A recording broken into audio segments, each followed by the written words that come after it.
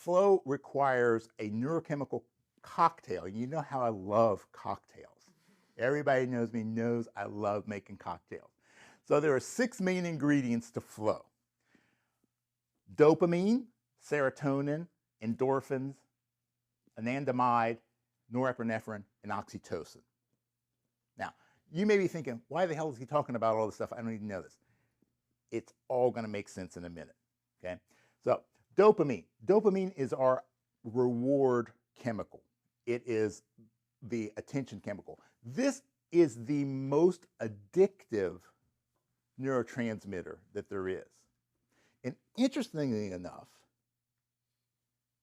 the most addictive drug, explicit drug, illegal drug, cocaine. You know what cocaine does? Cocaine stimulates the secretion of dopamine and then downregulates its uptake. So cocaine and dopamine are very, very closely related in that respect. Dopamine is our pleasure, but also dopamine filters our signal to noise ratio. So when our dopamine kicks in, that's what makes us focus on something. It draws our attention.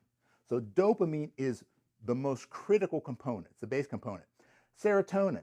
Serotonin is a calming mood lifter, right? Because when you're in flow, you have to be excited, but you also have to be balanced. Right? You can't be frantic. So serotonin helps to just kind of get you calmed down.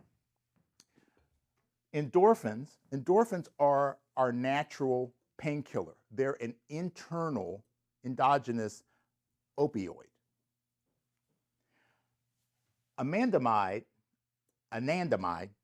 hard one to say for me, which comes from the Sanskrit word for bliss, is a bliss chemical. So it makes us feel happier, and it's also a painkiller. Did I talk about endorphins? Yes, endorphins. Okay, norepinephrine, sometimes also called noradrenaline. Right? It's the brain's adrenaline. So this energizes us. It brings us to a higher state of alertness. And oxytocin is the bonding chemical, sometimes called the love chemical. So when all of these are present, you're in flow.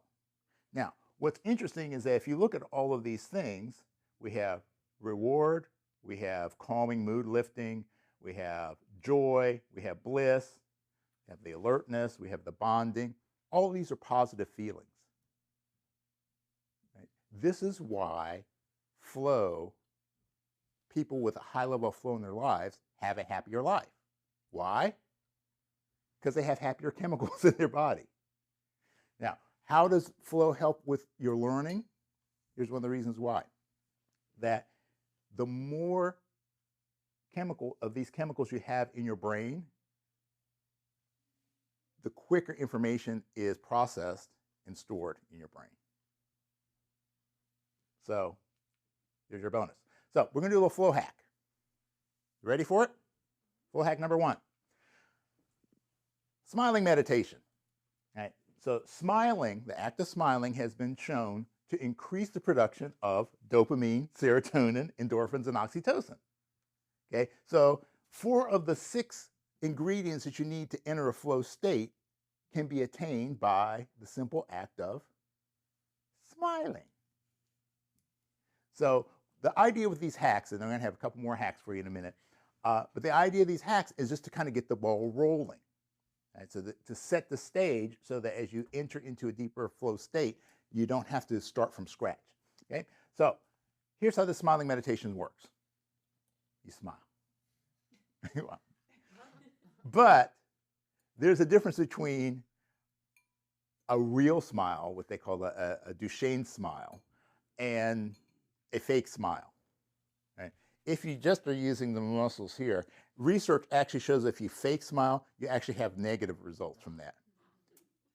Okay?